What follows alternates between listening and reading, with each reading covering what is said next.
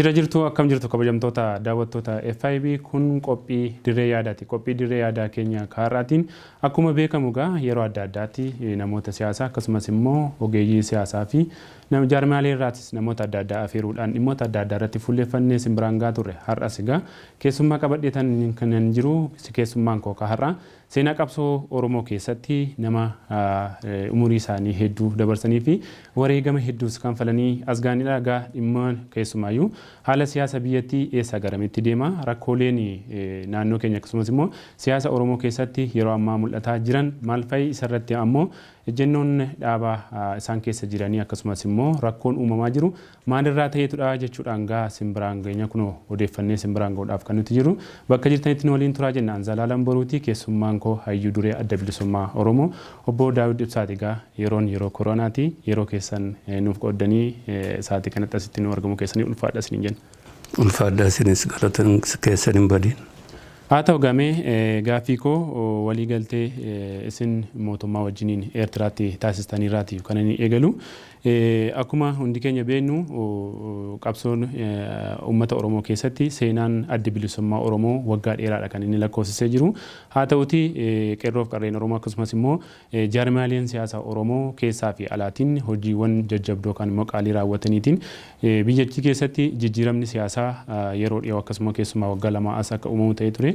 Isa keessaatii gaasin mootummaa wajjiniin qabsoo hidhannoo irraatii gara nagaatti dhufuudhaaf gaa Eertiraatti walii galtaniitu gara kanaa kan isin dhuftanii.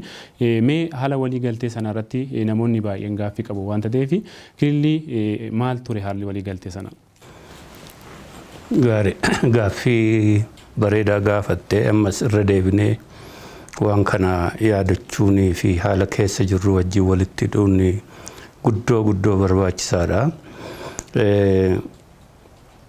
Itoophiyaa fi Oromiyaa, Itoophiyaa fi lammiilee Oromiyaa kana gidduu lola yeroo dheeraatu deemaa bahe.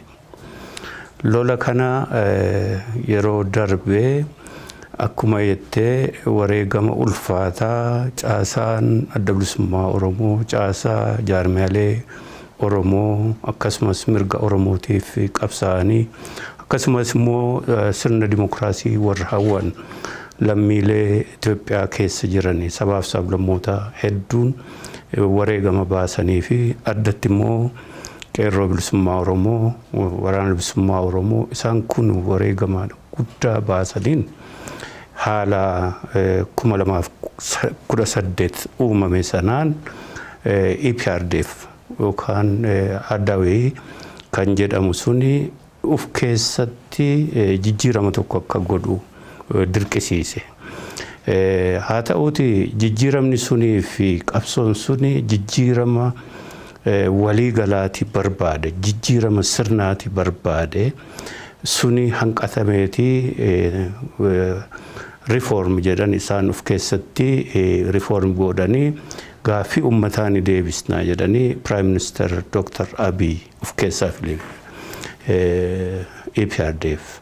EPRDF yeroo uf keessaa filutti haasaa dheeraa tokko Prime Ministeriin sun bakka EPRDF bu'ee haasaa dheeraa godhee haasaa sana keessatti bifa haaraatiin siyaasa biyya kana akka qabuuf deemani akka siyaasaa paartiilee siyaasaa hundaatiif cufameeru qabsaa'otaaf cufameeru kana akka banuuf deemani gaaffii uummataa lafarra jiru sana akka deebisuuf waadaa seenanii kana hunda haasaa godhee sanarra dhaabbatamee xiqqoo ishee yeroo dheeraa adda bilisummaa Oromoo wajjin wal ta'uudhaaf daddaaqamsi jiraatullee August yookaan immoo hagayya 2018 keessatti Asmaraatti walta'insa tokko goone.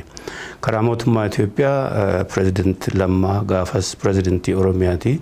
Akkasumas immoo Dr. Warqinee Gabayyew Ministeera Haajaa Alaa bakka bu'anii dhufanii karaa keenya immoo ana jila keenya ka hoogganu Daawud Ibsaa akkasumas Ibsaa Nagoo miseensi Shanee Gumii, Toleeraa Adabaa miseensi Shanee Gumii fi Atoomsaa Kumsaa miseensi Shanee Gumii akkasumas immoo Gammachuu Ayyaanaa akka resource person jedhamee shanan keenya achirratti argamne yeroo dheeraa haasaa goone keessatti qabxiilee hedduu irratti wal taane Qabxii sana keessa inni jalqabaa kan hin silasiin jedhe sana lola Itoophiyaa fi Oromiyaa gidduu jiru sana lola adda bilisummaa Oromoo fi mootummaa Itoophiyaa gidduu jiru lola jaarmota Oromoo fi Itoophiyaa gidduu jiru sana gaaffii Oromoo qabatee ka'e sana isa kana gidduu lolli kun akka dhumatu karaa keenya qabxii kaafne lola kana sirnaan xumurraa ammaan booda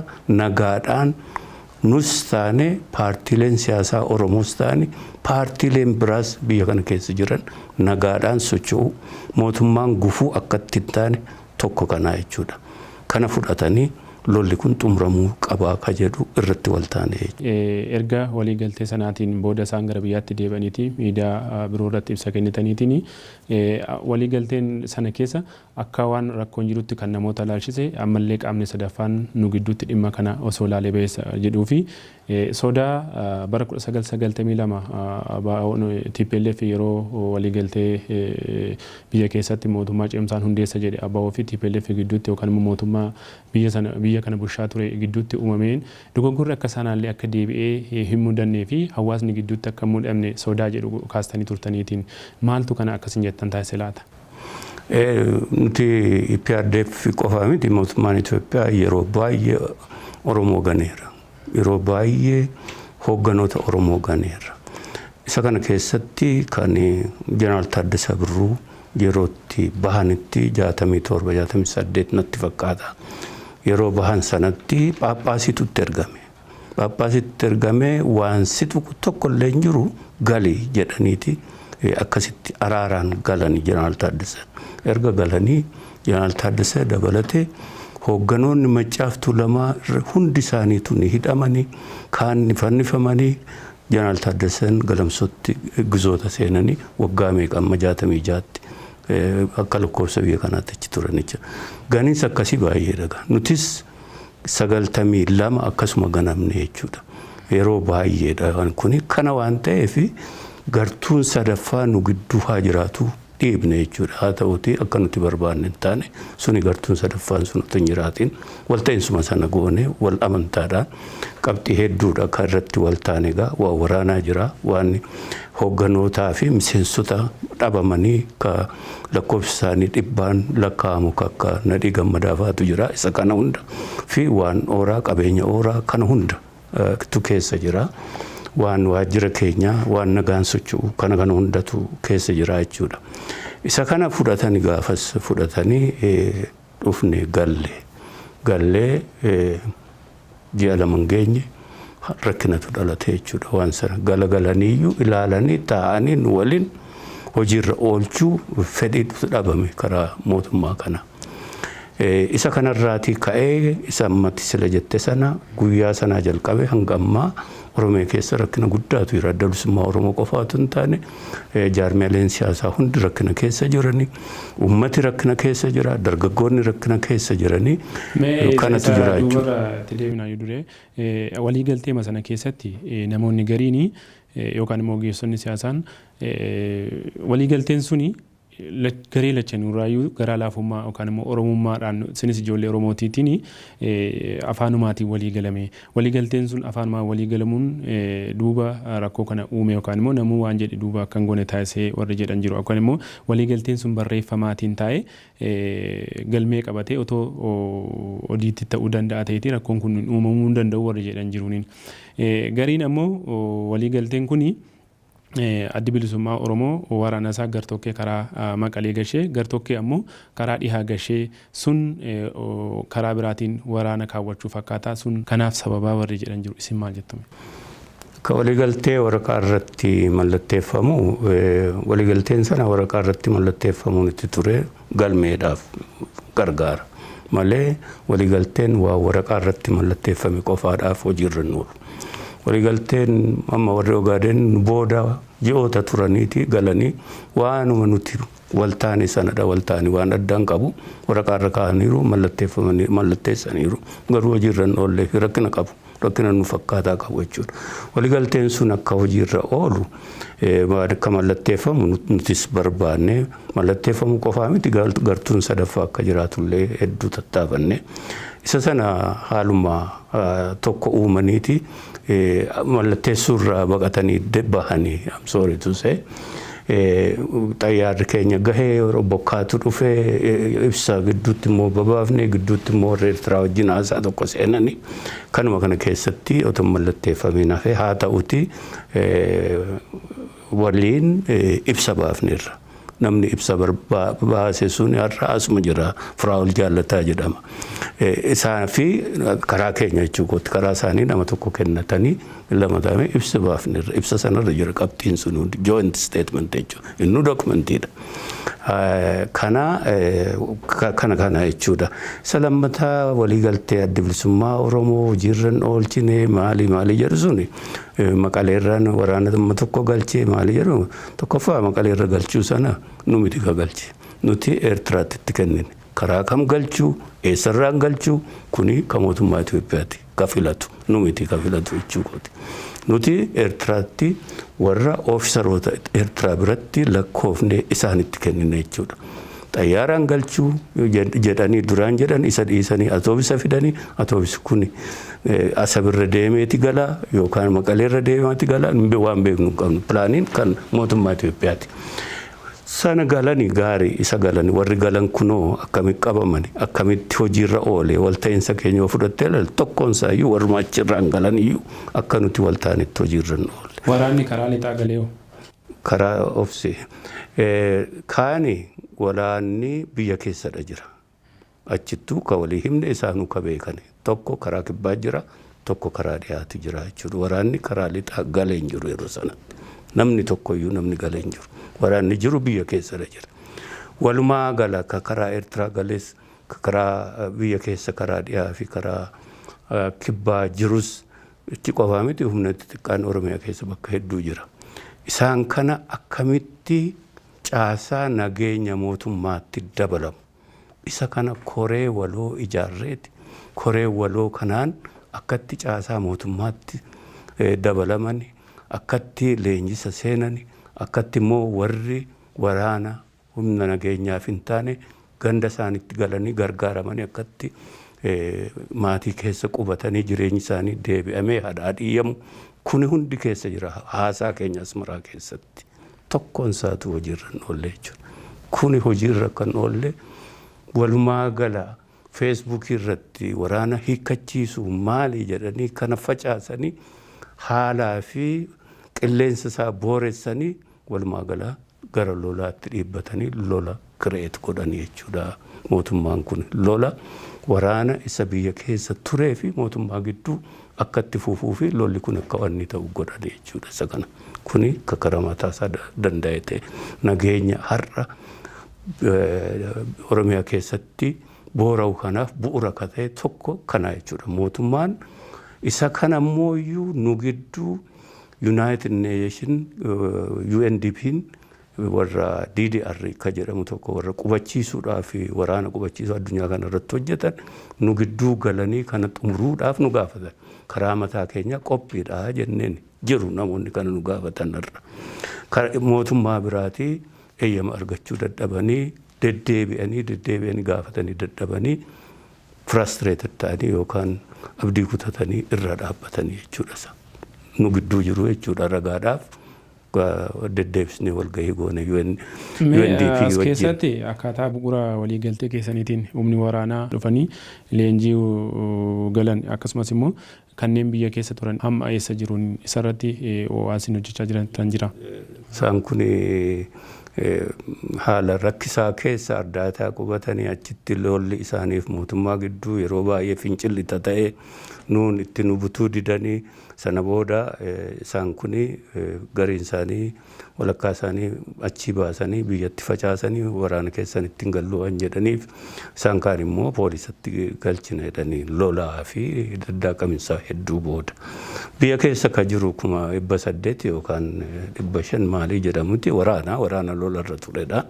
Lakkoofsa guddaadha. Isaan kun bosonumatti hafeeti mootummaan lolatti banee akka isaan hin galchine walta'iinsa keenya hojiirra oolchuu didame lolatti fufanii lolarra jirama kun addunyaatu beekaa Itoophiyaa Oromoo hundatu beekaa karaa dhiyaa fi karaa kibbaa jechuudha inni kuni kana fakkaata waan ta'eef. caasaan amma jiru kuni gariin caasaa waraana bilisummaa Oromooti jedha. Kan bosona jiran gariin ammoo lakkii caasaa ambiraa jaarmiyaa maqaa shaneetiin of hundeessee ergasiitii waraana riphee loltummaa mootummaa wajjin gaggeessuuf deemudha jedhaniin. Warri amma bosona jiran kun caasaa waraana bilisummaa Oromooti. Gaarii erga sana gaafattee xiqqoo isheen dhaggeeffadhu akka gaariittan si ibsa. Ka lolli jalqabatti banamee fi lolatti saydame mootummaan itti seenee caasaa waraana bilisummaa Oromoo kasilaa galee nagaadhaan nuti mootummaa wajjin walta'iinsa keenya xumurree waan goonu karaa mootummaa kuni hanqatee itti hafettidha lola bananii. Inni kun beekamaadha. Namni hundi ni beeka. Oromoon hundi ni beeka. Waraana bilisummaa Oromoo ka achi turedha. Isa kana egaati nuufi mootummaa gidduu rakkina kana furuudhaa fi jaarsoliin gidduu seenanii koree teeknikaa gidduu seenee kana keessatti maal argine nuti mootummaan kun adda bilisummaa Oromoo walta'iinsa nagaadhaan siyaasaa isaa gaggeeffatuuf waraana kanas nagaadhaan galchee hundi nagaadhaan akka socho'u mootummaan immoo kanatti danqaraa akka hin goone ka jennu sana faallessee deeggarsa adda bilisummaa Oromoo qabu kana argee rifatee waan nuti hubanne yoo jiraate mootummaan Itoophiyaa adda bilisummaa Oromoo akkasitti yoo itti fufee filmaatas moo'uuf hin deemnu kanaaf adda bilisummaa Oromoo tokko dadhabsiifamuu qaba yoo danda'ame immoo facaafamuu qaba ka jedhu of keessatti murteeffate. Murtiin kun walgahii Jimma ODP'n konferensii godhee sanatti ODP'tti jijjiiree booda Central Committeen ODP taa'ee murteessedha jechuudha. Rakkinni achirraa dhalata. Walta'iinsa keenya ka Asmaraa sana faallessanii of keessatti lola nurratti labsanii jechuudha. Adda bilisummaa Oromoo dadhabsiifamuu facaafamuu qaba ka jedhu jechuudha. Kanaan ka'anii danqaraa nutti uumuu barbaadan nuun lola akkatti fufaa jiru tokko fakkeessuudhaan waraana sanatti lola bananii nuun immoo as keessatti akka boordii filannootti hin galmoofneef danqaraa hedduu nurratti uuman. Sana cabsinee tattaafatamee qabooda galmoofne nuun. Lolli sun garuu yeroo gabaabaatti xumurreedhaan katti seenan hanga har'aa deemaa jira jechuudha. Waraana shaneeti. Shaneedha. ABO'dha. Maali jedhu kuni golgaa ittiin lola itti fufanii golgaa ittiin lola sana waan dadhabataniif ammas adda bilisummaa Oromoo kanatti maxxansanii ittiin maqaa xureessanii kana baafatan jechuudha. Kana waan ta'eef naa obsittan xumura. Kana waan ta'eef rakkina maaltu uumame waliigala Oromoo irratti ka jedhudha. Adda bilisummaa Oromoo qofa irratti miti. Adda bilisummaa Oromoo miseensota 10,000 1,000 lakkaa'amuudha qaba biyya keessaati. Miseensota caasaa dhoksaa jalatti hojjetaa turantu jiranii. Qeerroo bilisummaa Oromoo ka 1,000 lakkaa'amu ka adda bilisummaa Oromoo jalatti ijaaramanii jirantu jiranii. Waraana bilisummaa Oromoo ka yeroo adda addaatti qabsoo keessatti qooda fudhataa turetu jira. Isaan kun hunda adda bilisummaa Oromoo nagaan waajjira isaa banatee isaan kana akkan keessummeessinee fi galmeessee qabsoo nagaatti akka waan hin goone danqaraa uuman. Nuti warri nagaa murteeffanne nagaa kana itti dhiibbanne miseensonni gwaanne itti seenne galmeufne. Warri hafeewu attam ta'e kaan ganda isaatti gale. Kaan lola dhiibame sanatti dhaqeeti jooyin godhee jechuudha. Kaaniyoo ganamnee jirraa waggaa tokko booda eegee dadhabee mootummaa kanarraa dargaggeessi qabsaa'aa ture sun wareegamaa ture sun hundi isaatu qeerroo bilisummaa Oromoo jala ka jiran kanneen immoo yeroo adda addaatti waraana turan sun eessa jiran isaan kun hundi abdii kutadhaadhaan waraana sanatti dabalaman jechuudha. Kaan immoo manadhaatti guuramanii yeroo adda addaatti xollaa'ee sanqallee kana waan ni godhan jechuudha. Amma kana keessatti otoo jirru ibsi tokko ba'ee September 20, 2019 maqaa eegdota warraaqsaa Oromiyaa jedhu tokkoon. Ibsi kun bahuu qofa miti. Xarapheezaa koo irra naa taa'eeti na eegee eenyu fidee kaa'een beekon. Achirratti xalaatu jira. Xalaan kun warra KFO's ga'eera. PABO'fis barreeffameera. Gaheera jedheen nu baddaa. Koppii isaaniif ta'eera. Eegdota warraaqsaa kana keessatti maal jedha wanni sun? Mootummaan waggaa tokko mootummaan kun adaraa uummata keenya galfata uummata keenya gane gaaffii uummata keenya reverse godhee garawaanni godhee uummata keenya irratti lola labsee jira.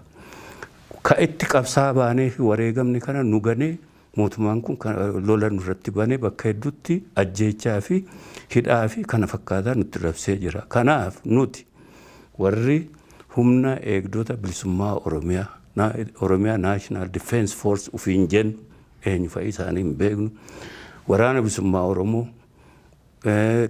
sochii qeerroo bilisummaa Oromoo akkasumas immoo poolisii Oromiyaa fi farra shororkeessaa kana taane eegdota warraaqsaa warri kuni Oromiyaarraa nageenya Oromiyaa tiksuu fi baanni gaafatamuuf itti fudhanneerra tokko kana. Mootummaan kun immoo mootummaa shororkeessaadha. Oromiyaa keessa akka inni sochoone goonaa. Sadarkaa arfaffaa sanarratti dabalate mootummaan ce'umsaa akka ijaaramu goonaa. Isa kana keessatti dhaabotiin siyaasaa jiran mootummaa ce'umsaa akka ijaaranii kana jedha. Gaafa isaan ibsa kana galagalee waan siirees ta'e jedhee iyyuu hin ilaallani waan ni sana. Sana booda ji'a 2-3 keessa September kuni kaala labsiin sun waan ni ta'e. Waan gaaddisa hogganootaa jedhamu tokko akka nuti gaafa duraa lafa keenya. Xalayyaan sun qaama mootummaa irraa isinii dhufe moo qaama uumama jettan maal isaan beekamu? Humna kanarraatiitti ka dhufedha. Garuu nuti humni kun eessa jiraa hin beeknu. Xalayichuma argine, ibsichuma argine. Mootummaan kun shororkeessa Oromiyaa keessa akka inni socho'u ittiin eeyyamnu. Humni eegdota warraaqsaa kana labseeraa kan jiru. Labsiidha. Declaration. Nuti sireesli hin fudhanne nuti gaafas. Sana booda gaaddisa hogganootaa ijaarre. Gaaddisa hogganootaa kana akka nuti barbaanne ittiin ijaaramne akka waan gaaddisi kunis achi deemuu dide. Oromiyaa keessa garuu haaloti walxaxaa fi warrakkisaan deeman. Nuti nagaadhaan filannee nagaan deemnu. Mootummaan kun guyyuu foddaa waan irratti bahee nurratti olola oofa. Maali kuni? Karaa biraa immoo lolatu deema. Lolli kuni karaa dhiyaa fi karaa kibbaa qofa otoo hin taane bakka hedduutti mootummaanuu himata. Tarkaanfii nurra fudhatanii maalii godhatanii. Caasaa mootummaa keessa immoo dhaqnee kana nuu xumuraa jennee yeroo kadhannu waan nuu xumuramu hin jiru. Nu qofaa miti namni baay'een rakkina kana himata. Maaltu ta'aa jira gaafachuu fi wal gaafachuu jalqabne. Qormaata gochuutti jira. Qormaata kana hin xumurre nuti. Garuu caasaa mootummaa Oromiyaa keessa gubbaa hamma gadii waan wal danqee jirutu jira. Humna lama wal keessatti ijaaree akka jiru isa kamii fi isa kamii addan hin beeknu nuti. Egaa akka labse sanatti eegdota warraaqsaa kanatu jira caasaa Oromiyaa keessatti akkasitti ijaarame kan mootummaa kana lolaa jiru. Mootummaanis sana waan gochuu dadhabee uummataaf ibsan kennine maaliin goone maali kun. Isin caasaan keessan as keessatti caasaan qabdan caasaa hedduu keessaatiyyuu caasaan waraana bilisummaa Oromoo amma hin jiru. Nagaye ka caasaa waraana bilisummaa Oromoo nuti akka adda bilisummaa Oromootti gaafa abbootiin gadaa gidduu seenanii abbootii gadaaf Oromootti kennine jenne koree teeknikaa ijaaranii koreen teeknikaa kun immoo waraana bilisummaa Oromoo galchuuf karaa dhiyaas karaa kibbaas bobba'ee sana hamma galchee kaan dadhabe jedhee gabaasa kana bakka hoogganoonni adda bilisummaa Oromoo fi mootummaan Oromiyaa taanaa pirezidantii Shimallis jiru fi jillisaa jiranitti waajjira mootummaa Oromiyaa keessatti koreen teeknikaa fidanii gabaasanii adda bilisummaa Oromoo ammaan booda waan waraana ajaju akka hin qabaanne nuu mirkaneesseera.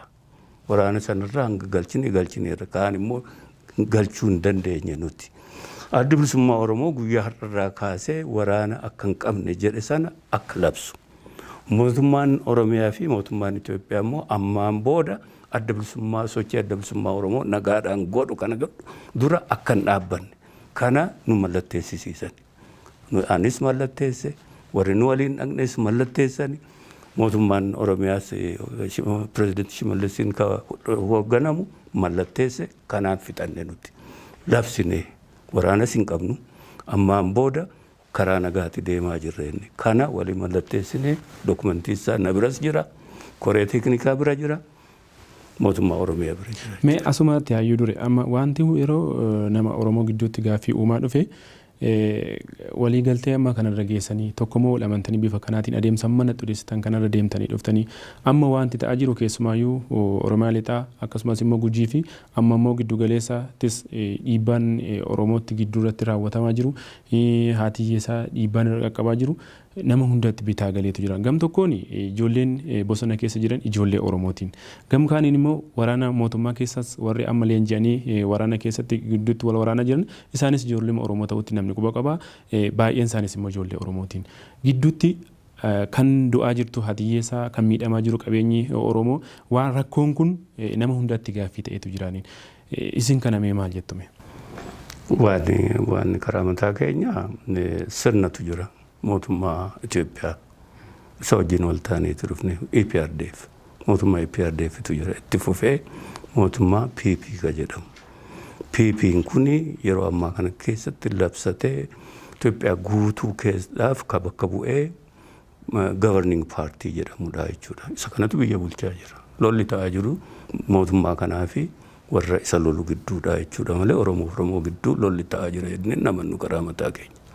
Injiru Oromoo sirnaa fi warra sirna kana lolu gidduudha ka jiru lolli akkasitti hubanna akka nama poolitikaa tokkootti akka sirna kana yeroo dheeraaf irratti qabsaa gochaa turettis. Namni Oromoo fi Oromoo wal dura dhaabbatee Oromoon du'uuni har'a miti Eertiraa keessattuu ka gamaa Eertiraa wajjin dhaabbatee Oromoon lolee jira ka itti dhukaasuu fi asii achi immoo mootummaa Itoophiyaatiif ka lolu kuni waggaa dheeraaf deemaa jira. Oromoonis keessatti du'aa jira. Inni kaanis keessatti du'aa jira. Oromoo qofaa miti karaa dhiyaa lolaa jiru. Waraana Itoophiyaati. Waraanni Itoophiyaa waraana saboota hundaa Tigraay, Amhaaraa, Somaal, waanni Beenishaangul keessa jirudha malee Oromoo miti. Oromoo miti kan wal lolaa jiru. Suni jecha dogoggoradha. Isa kana akkasumatti hubanna nuti maaliif sirna fi mootummaatu jira. Mootummaa Itoophiyaa malee mootummaa Oromoo miti. Namoonni gariin bulchiinsi amma jiru kun ka Oromootiin hoogganamudha waanta ta'eef waraanni baay'eenis ijoollee Oromoo keessa jira. Mootummaan jirus ani mootummaa Oromiyaatu hin jenne mootummaa Itoophiyaati jedheeti EPRDFtu haaromsee April 2018 waanni Dr. Abiyyiin of keessaa baasee EPRDFidha. EPRDF gidduu rakkinni jiraate amma TPLF isaan gidduu jiraatu malee Amhaaraa Democratic Partiin keessa jira, Somaalee Democratic Partiin keessa jira, maaliin jira paartii kana ka biyya bulchu ka Itoophiyaati malee ka mootummaa Oromoo miti. Kanaaf isa kana warruma akkas jedhan akkamitti ibsu xiqqoon rakkisa. Oromoo dogoggorsuuf Oromoo akkasitti waan jalaa balleessanii deeggarsa argatuuf waan godhamte nutti fakkaata karaa mataa keenya malee mootummaan Oromoon dhaabbate hin jiru. Addattis immoo dhaabbatus hin danda'u federaal sana ka hundaa waan ta'eef. Haa ta'u gara tarsiimootti dhufa. Tarsiimoon siyaasa adda bilisummaa Oromoo waggoota hedduudhaaf ittiin beekamu Oromiyaa bilisoomte ijaaruudha. Kana keessatti immoo dhiyeenyaanas karaa nagaatiin qabsaa'uudhaan kasiin keessaayyuu jaarmaalee biyya kana keessatti qabsoo garaagaraa gaggeessa wajjin waliigaltee hojiitti jirtuuniin karaa nagaa qabsaa'uuf. Yeroo wayitaa karaa nagaan qabsooftan kun tarsiimoon yookaan immoo imaammanni siyaasa ka'abaa jijjiirameetu immoo bifuma duraatiin itti fufeetudha. Tarsiimoon adda bilisummaa Oromoo karaa Oromiyaa bilisoomsuu fi Oromiyaa bilisoomte ka ummati Oromoo murtii isaatiin fedha isaatiin ka mootummaa barbaadu ijaarratu yookaan saboota biraa wajjin akkaataatti jiraatu tolfatu bilisummaa ka jennu kana hiree murteeffannaa isaa wanni gochuu hin jijjiiramne bakkuma sana jira. Ka jijjiirame tooftaadha. Tooftaan sun karaa nagaa qabsoofne kana argamsiisuuf ka jedhudha. Sagantaa siyaasaa keenya bakkuma sana jira. Wayyoominaatti xiqqoo goggodhatee wayyoominni tarsiimoo fi waan irratti godhame jiru tooftaa ittiin deemnu qofa karaa nagaatiin galmoofne isa kana filmaata uummata keenya bakka isaa akka bu'u tokko tolfatee bilisummaa isaatiin waan barbaadu akka dhiibbaan tokko qawween tokko torra hin jiraatin bilisummaa isaatiin waan barbaadu akka murteeffatu kan jedhu bakkuma sana jira. As keessatti Itoophiyaan kan isheen ijaaramte sirna cunqursaa waggoota hedduu keessumaayyuu Oromoo irratti cunqursaa yeroo garaa garaa gaggeessaa turteedhaan. Kana keessatti yeroo tarsiimoon kun galma ga'u waa'een Oromoo fi Itoophiyaa adda hiikuudhaan ulfaataa warri jedhan jiruun isin Itoophiyummaadhaaf ilaalchi qabdan akkamidha?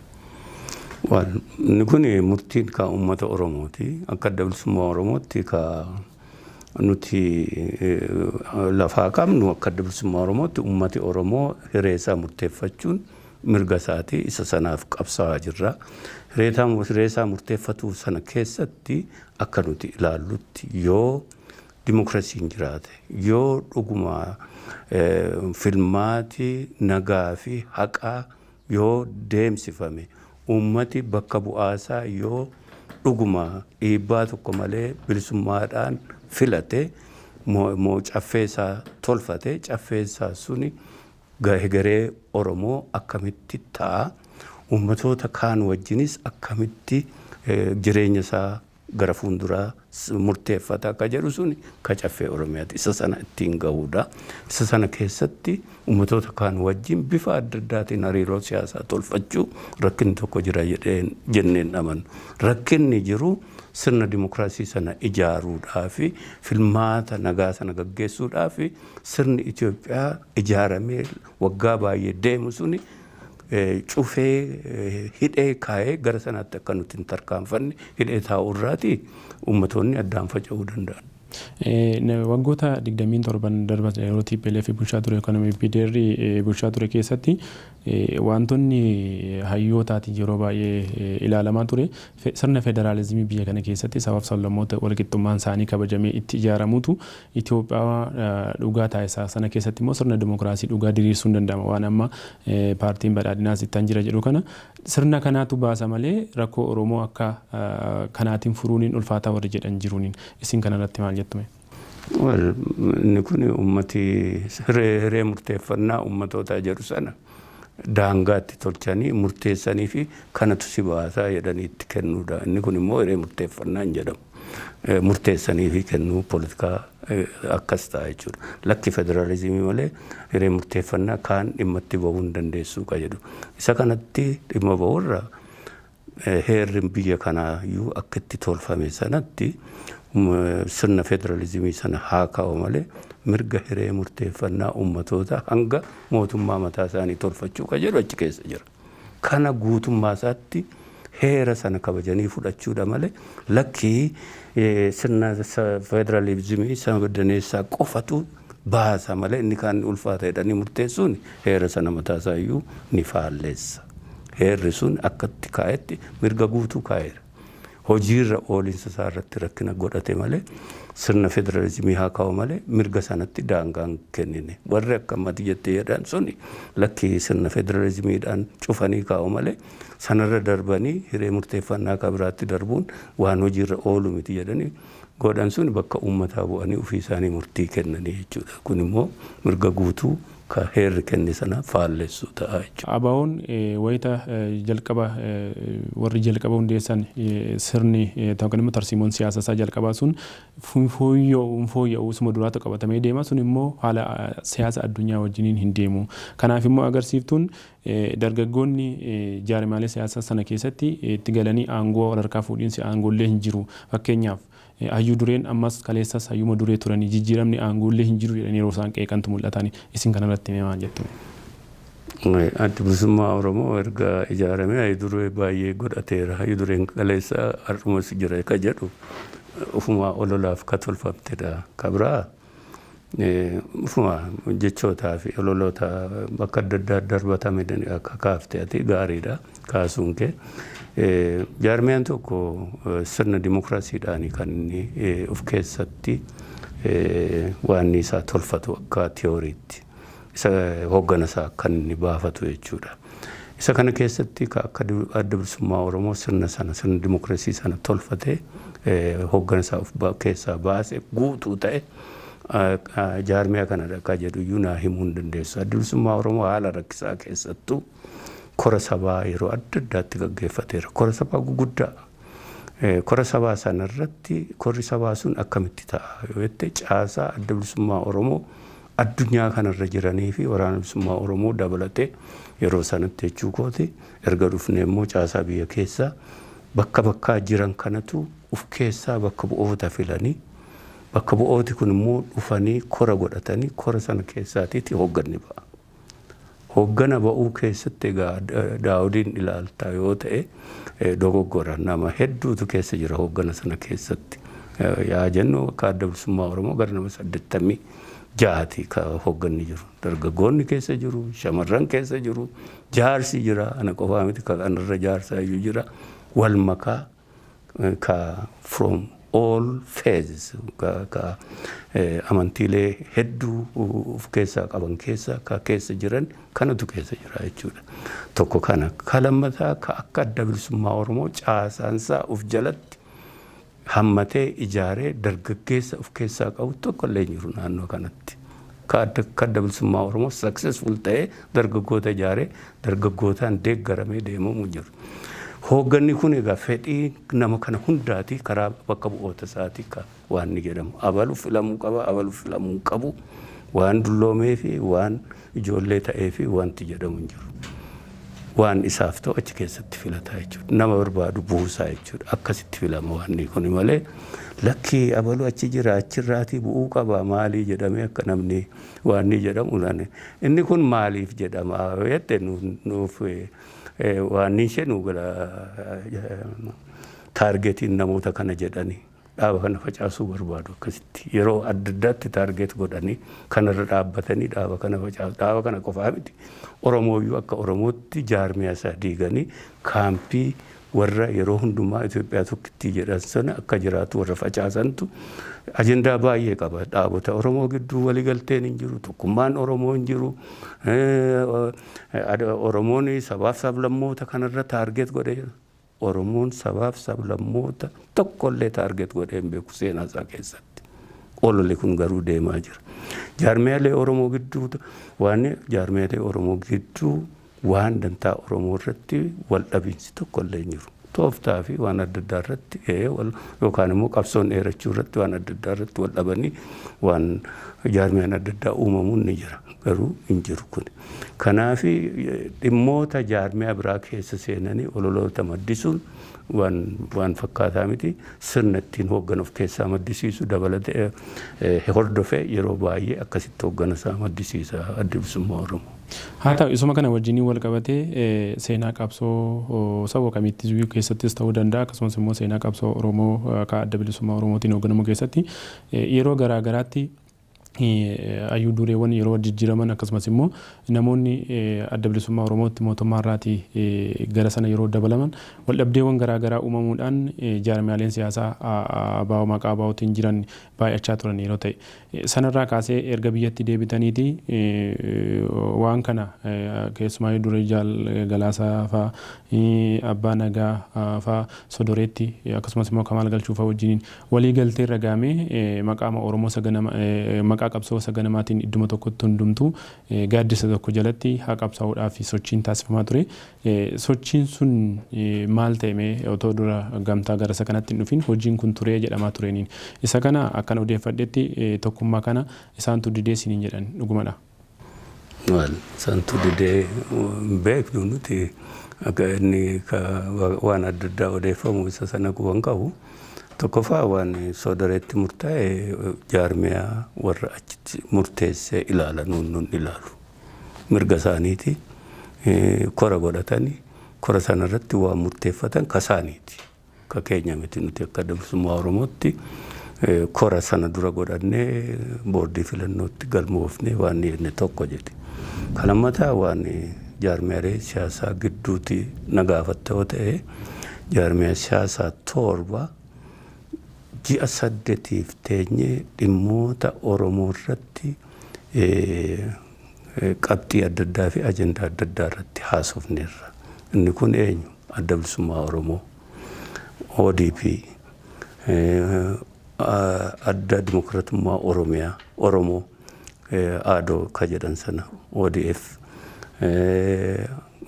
adda bilisummaa Oromoo qaama ce'umsaa ka jalgalaasaan hoogganamu adda bilisummaa Oromoo tokkoomee abbaa nagaan hoogganamu paartii biyyoolessaa Oromiyaa akkasitti waan ni ta'e jechuudha. Isa warra kana taane dhimma lafa Oromoo dhimma Finfinnee dhimma afaan Oromoo dhimma dargaggoota kana hunda irratti haasofnee walta'iinsa irra geenye caasaa kana hoogganummoo tolchine jaarmiyaalee hunda keessaatii nama sadii filamee isaan immoo of keessaa dura taa'aa barreessaa maalii filatanii akka kana hoogganan garaagarummaa tooftaa adda addaa qaban akkuma qabanitti jiraatanii isa kana immoo akka Council of the Oromo Political Organization jedhu kana akka ijaaru kana waan goone jechuudha.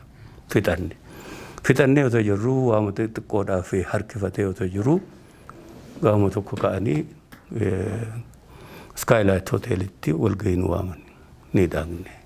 Walgahii nu waamanii koorsii wayii nuu kennani fudhanne guyyaa lammaffaa waama goggodhanii lakkee warra sana qopheessetu jira Jawaar fa'aa Birraa Tolaa fa'aa warri rifiis dhaqne achi gahanii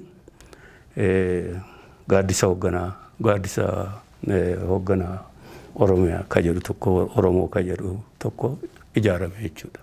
Akkatti ijaarame suni ka asitti wal taane sirna caasaa kabaju dookumentichi sanu caasaa of keessaa baasuu keessatti achumatti labsii tokko labsanii jechuudha. Waan kana jaarmiyaa kana maqaa isaa gaaddisa hoogganaa jedhanii tolchani.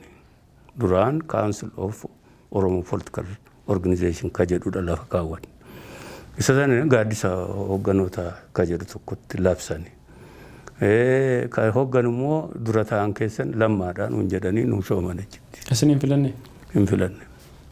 Filaatii nama sadii of keessaa baasee filatee caasaa sana tolchee caasaan sun immoo waan irratti wal ta'anii sanarratti karoora baasee waan Oromoo kana tokkummaa Oromoo jedhamu sana xumuruu ture jechuudha. San booda dura taa'ota jaarmiyatu pirezidaantii lammaa wajjin akkasitti waan sana hoogganan jedhanii advaayizarsi yookaan gorsitoota jedhamanii immoo Leencoo Lataa, Galaasaa Dilboo, Diimaa Noogoo jedhanii isaan kanatti dabalan. Tolee jennee fudhanne isas maaliifi akkitti deemame sirna miti sirna hordofee hin taane achitti mormuunis hin tolu kunuu gaariidha waltajjii nu uuma jennee itti seenne jechuudha. Walta'iinsa kanaa guyyaa tokkitti immoo akkas guyyaa lama qofa hoogganii lammaan gaafa sadaffaa immoo Dr. Abiitu anatu hoogganaa jedhee as bahee jechuudha. Kanas hin filanne nuti. Tolee jennee nummaan waltajjii walitti arginudha jennee yeroo adda addaatti mari'achaatti waan ni godhe. Deemsa keessaa walgahii sanarra ani hin turre Awurooppaan ture ajandaan ka'e. Gaaddisa hoogganootaa kun akka feenuttii fi akka hawwamutti deemaa hin jiru irra deebi'amee ilaalamuu qabaa ka jedhu tokko kaasanii isa kanarratti qormaata jedhanii nu gaggaafatan itti himne. Gaafa jalqabaa akkasitti lafa kaawwanne. Caasaasa akkatti tolfamnu lafa kaawwanne. Nama sadii of keessaa filanne san booda immoo dura taa'aa fi maalii ji'a jaaf. San booda ji'a ja'a booda immoo namni biraa akkatti filamu barreessaa fi waan akkasii kana lafa kaawwanne. Kana dhiifameeti gaaddisa hoogganaa jedhamee achitti lammaa jettan. Okee jennee isa immoo dhiisamee haqamee Dr. Abiy anatu hoogganaa jedhee itti darbe. Kuni sirna kanaan deemuu hin danda'u. Haa wayyaa'oo. Irra deebi'amee ilaalamee waan ni haa godhamu sirna qabatee haa deemu. Darbee warra gorsitoota jedhaman kunis achi keessa hin jiru dookumenticha sana keessa. Isaanis rakkatan nutis rakkanne qoodi isaanii maal ta'a aangoo isaanii maal ta'a walta'iinsa kana keessa waan waltajjii kanarra jiru kunis achi keessatti haa ibsamu jennee waan keenya kennine. Ergasii nutti hin deemne amma gara ji'a 3-4 ta'a jechuudha.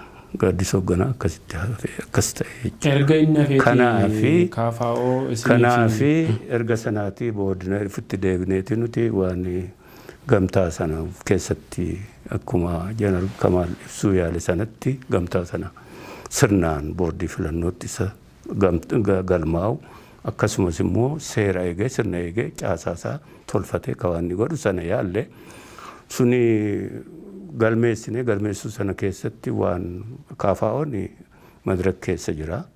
Madirak keessa immoo ka jiru seera keessaa ka mataasaa qaba madirak. Inni suni gamtaa biraa seenuudhaaf ka isa danqutu jira. Isa kana wayyeessaa jedhan warri boordii filannoo yookaan seericha wayyeessaa yookaan immoo otoo seera sana wayyeessin gamtaa keessa kana seenuu hin danda'anii jedhanii nutti himan. Nutti simanii isa warra kaafaa'otti simanii madirak egaa amma of keessatti sana wayyeessutti yeroo dheeraa fixate gamtaan yaadame sun akkasitti hafee jechuudha. Erga sanaatti egaa nuti fi kaafaa'oon waggaa dheeraa wal gidduutti walta'insa qabna waggaa dheeraa ka ammaa qofaa miti ka yeroo qabsoo bara gara waggaa 10 wal gidduutti qabna ammayyuu jira ka keenya ka warra kaanii wajjin ka seeraa sun akkasitti waan ta'eef nuti caasaa gamtaa warra kaan wajjin ONLF warra agaw ብሔራዊ ሸንጎ warra Mocha Democratic Party warra kafa Green Party kana taaneen qabna ONLF wajjin gamtaa sana ijaarree galmeessinee waraqaa fudhannee irra certificate madirak immoo kana seenuudhaafi application galfatee process isaatti jiramaa jechuudha iyyata galfatee gamtaa kana keessa OFC'n kana keessa dhufa nuti wal gidduutti akka jaarmeetti walta'insi keenya waggaa dheeraa itti fufeeti jira waliin hojjetaa jirra ka warra kaanii xumuramuu garuu rakkina seeraa sanaa fi darbee immoo wal hubannoo xiqqoo dhabinsaa ka jeneraal Kamaal ibsee gadi baase sana nuti itti deebineeti fixanna jennee ka keenya sana isheetu jirti kanaatichi rakkinni hin jiru. Rakkoo isaan kaasan kana yeroo sana walii galtanii dhimma kana furuuf yaalle maaliif amma sana miidiyaatti kaasuu barbaadan isa? Ka miidiyaatti baasu gaariisuma gaafadhu maaliif baasee nuti kaawwannetu qabna ammaaf waan goone itti deebina hoolli goone akkuma inni jedhe sana ammallee nuuf achuma hoolli godhee itti deebuu irratti jirra jechuudha. Isa sana isuma innumti odeessu. Isuma kana keessatti jaarmiyaaleen siyaasaa Oromoo kun keessumaayyuu warri bifa amma kanaatiin waliin jirtan tokkummaa jabaa walta'iinsarra walumatti dabalamee hayyuu duree yookaan immoo pirezidaantii tokkootiin hoogganamanii caasaa isaanii seeraatiin Oromiyaa keessa diriirsanii jijjiirama kan dhiibbaa uumanii mootummaa irratti gaafiin Oromoos akka deebi'u karaa seera qabeessanis waan silaa fedhii jaarmiyaa siyaasaa yookaan immoo hawaasni Oromoo barbaadu bira gahuu danda'u isaanumtiyyuu gidduutti rakkoon jira kana maaf as qabu achi qabu warri jedhan jiruuniin. Waan jaarmiyaa Oromoo kana rakkina hin jirre fuudhee akkuma silasiin jedhe sana warra walta'iinsi jaarmiyaalee Oromoo gidduu hin jiru kanaaf Oromoo walitti ba'uu dhabee warra jedhanii kana ololanii mataa Oromoo keessa kana naqanii rakkinnu kana qofa akka ta'e tokkotti warra uumanitu kanaan qabameeti rakkataa jira Oromoon rakkinni kana miti. Nuufi OFC gudduu waggaa gara 10 waliin hojjetaa jirra. Wal tumsineet hojjetaa jirra. Dirqiitti immoo chairmaanii tokko qabaachuu hin qabnu. It's not. OFC'n akkatti galmaa'ee karaa nagaa qabsoo gaggeessaa turetu jira.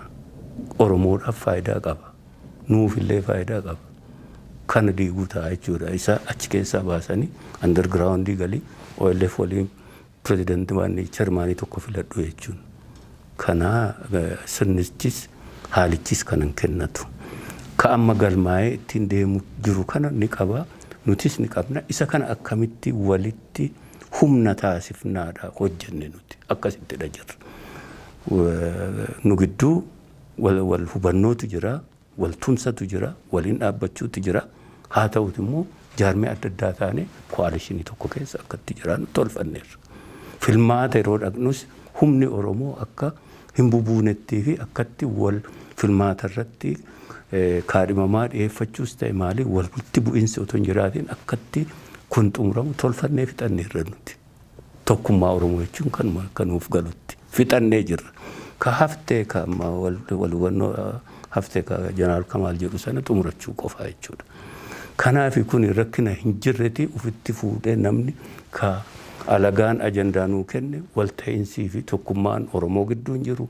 Oromoo gidduu tokkummaa kamtu dhabame. ka jiru warra siyaasaa kanaan dhimma itti ba'e Oromoo humna isaa buusuu fi Oromoo gidduudha rakkinni ka jiru malee rakkinni tokkollee hin jiru. Haa ta'u egaa isin akka jaarmaa keessanitti keessumaayyuu karaa nagaa qabsoo gaggeessuudhaan filannoo irratti hirmaachuudhaaf kan jirtanii haa ta'uti Oromiyaa kutaalee Oromiyaa iddoo hundaatti hidhaan miseensota keessan irratti akkasumas immoo iddoo garaagaraatti dhiibbaan miseensota keessan irratti mul'ataa jiraachuu arginaaniin haala kanaatiin deemtanii tariitii miseensonni keessan walabaatiin of filuu fi filachiisuu irratti rakkoon uumamuu danda'a kan maaltu ta'aa akka jedhu yaadda'u jiraan isin kana irratti maal jettume? Inni kun dhugaadha. Dhugaa keetii adda bilisummaa Oromoo qofaa otoo hin taane rakkina kana OFC'n illee rakkina kana qaba. Jaarmeeleen kaanis qabaachuu malan. Nuti ka bal'inaan beeknu OFC fi OLF hogganoonni isaanii hidhaa baay'eetu jiranii. Ka keenya illee baay'eetu jira. Ka waan inni kun maalirraa dhalatee ka jettee ona gaafatte mootummaa kanaa fi paartii mootummaa kana bulchutu walta'iinsa keenya diigee kan nagaadhaan socho'anii nagaadhaan of ijaaranii waajjira banatanii nagaadhaan uummata ijaaranii uummatallee kanaaf sochoosanii kana danqee jechuudha. Kasaa ooffachuuf humnoota nageenya kanatti dhimma bahee hidhaa ajjeechaa kan fa'a hunda gaggeessaa jira jechuudha. Isa kana dhagaama kan sila siin jedhe kanneen nuu gane galfata keenya didee galfata keenya hojii nu jalaa nyaate kanaaf isa kan ni lollaa jedhanii warri labsan isa kana qorataa jirra. Warri kama nageenya Oromiyaa keessatti dhabamu bakka lolli ta'u qofaa miti buraayyuu nageenya hin jiru. Sabbata nageenya hin jiru. Namatu hidhamaa jira. Namatu waan jira. Mana hidhaa Qilintoo keessa kumaan kalakkaa'amutu ciisee jira. Bakka hunda namatu reebamaa jira. Karaa bahaa Oromiyaa keessa bakka hunda reebichatu jira, hidhaatu jira, ajjechaatu jira. Waraanni hin jiru. Waraanni bilisummaa Oromoo hin jiru kan lolu achitti. Maaliif ta'e kun? Caasaa mootummaa keessa humna lamaa fi mootummaa lama ka fakkaatu tokkotu jira ka danqaa nutti ta'e jiru. Mootummaa wajjin rakkinichi ka adda bilisummaa Oromoo qofa otoo hin taane ka OFC ka uummata Oromoo hunda hammatee jirudha jechuudha.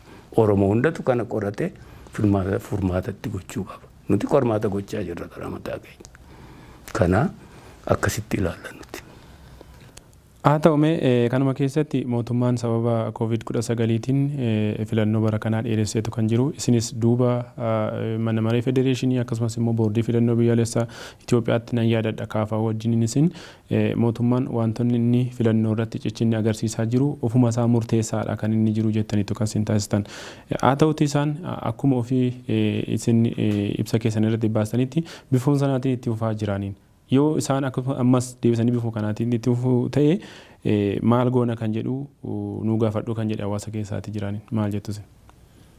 Nuti karaa mataa keenya akkaataatti mootummaan itti fufaa jedhamee House of Federation yookaan mana maree olaanaa kaawara federaalaa fi mana maree uummataa House of Representatives isaan kanaan dhimma bahee murteessa sana hin fudhannu. Hin fudhannusi ka heeraas miti ka seeraas miti. Seerri hin kennuufi.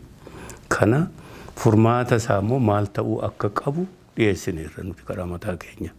Isa sana irra deebi'anii ilaalanii paartiilee siyaasaa waliin walta'iinsa tokko irra gahamee akkamitti danqaa kana bira darbinee gara fuulduraatti bulchiinsi mootummaan kunii fi waan filmaataa fi waan bulchiinsa biyya kana akkamitti fufaa ka jedhu sana warra paartiilee siyaasaa wajjin mareen taamee furmaata irra gahamuu qaba jennaa. Furmaata sanaaf immoo nuti lafa keenya irra furmaatichi. Kuni filatamaadha jennee tuban. Yoo didamee dhiibamee kanatti fufe maaltu ta'a tarkaanfii maalii fudhanna ka jennu. Furmaata baay'eetu jira. Yeroo qabna ammatti jarjarree kana jennee murtii sana itti himuutti waan hin jennu irrattis mari'ataa jirra. Nu qofaa miti nuti koalishinii yookaan gamtaa qabna warra ONLF warra waan wajjin kabiraas katti dabalaman jiru warri walaayitaa amma gaafataa jiru warri Sidaamaa Silaayuu Madirak keessaan dhufaa jiru akkuma OFC warra kana waliin taane murtii irra gahuuf deemna. Murtii irra geenyu keessatti nagaadhaan akkaataatti waan kana yoo isaan didanii itti fufanii nagaadhaan akkaataatti dura dhaabbannu filmaata baay'ee qabna. Filmaaticha lafa kaawwataa jirra. ji'a lamaa fi wayii qabna gaafas sana dura yookaan gaafas as baafna. Ammasitti garuu ammallee dhiibbaa irratti goona mootummaa kana akka inni paartiilee siyaasaa wajjin taa'ee haasa'u. Haa ta'u maal irratti Itoophiyaan hidha guddicha laga Abbaayii cufsi ijaarsa isaa gara goolabaatti wayita dhufaa jirtu kana keessa falmiin Masrii fi Itoophiyaa gidduu akkasumas immoo Sudaan gidduutti taasifamaadha kan mul'atu. Keessumaayyuu Misir Itoophiyaan laga kana hidha isaa yookaan immoo bishaan kuusuu akka isheen hin eegalle dhiibbaa uumaan akka isheen jirtu kanarrattis maal jettu laata? Itoophiyaan laga sana ittisuu yeroo dheeraatti hin deemte isaan gidduus walteensa gochuuf yeroo dheeraa sadan isaanii gidduu deemaa ba'e dubbii magabaabsuuf inni kun otoo deemaa jiru akkamitti Ameerikaa deemanii mootummaan Ameerikaas akkamitti dabalamee World Bank kana fakkaata odeessa gahaa hin qabnu mootummaanis hin kennine kana odeessa kanarratti waa jechuun nama rakkisa waan sana waliin. Walumaa gala garuu yoo na gaafatte lolli yoo ta'e lolli suni daamii sanarratti ta'a jechuudha malee yookaan achi lolli yoo sanaa alatti ta'e hiikan qabu lolli Masrii fi Itoophiyaa gidduu lolli kun immoo ta'a jenneen amannu nuti daamii sanarratti maaliif akka hin taane isaanis ni beeku jennee amannaa hin ta'u lolli sun ammatti ka jiru uummata of jala hiriirsanii waan fedhan sana Itoophiyaan laga sana amma guutuu jalqabu. Masriin immoo kana tursitee walteensa wayii irra gahu kanaadha dhiibbaa walirratti godhaa jiru. Kana keessa lolli jira jedhanii nama yaaddessuu keessa galchanii ishee sana argachuuf jiru. Sana immoo waan geemii poolitikaa fi geemii dippiloomaasiitii kana mootummaan Itoophiyaa yoo jabaate itti fufee waan barbaadu sana argate gaariidha jenna. Sana hanqate dadhabinsa keenyaan warra dippiloomaasii fi warra kaaniin kun hanqate jenna akka biraa ta'a jechuudha malee lolichi hin jiru. Lolli hin ta'us hin jiru. Kana isaanis ni beeku natti fakkaata akkasitti amannas. Dhumarratti ergaa yoo qabaattan. Ergaan qabu ani karaa mataa kootii fi mootummaan kun adda bilisummaa Oromoo maqaa xureessuu akkasumas immoo foddaa adda addaa irratti dookumantarii kijibaan guutame tokko kana waan ni gochuuni. Homaa faayidaa tokkollee isaaf hin qabu waan hin qabu kanarraa dhaabbatuu qaba. Uummati Oromoo immoo yeroo ammaa kanatti rakkina guddaa keessa jira. Lolatu Oromiyaa guutuu keessatti jira. Caasaan mootummaa keessatti wallanqeera. Kuni maalidha? Keessa qoratuu qaba. Furmaati argamuu qaba.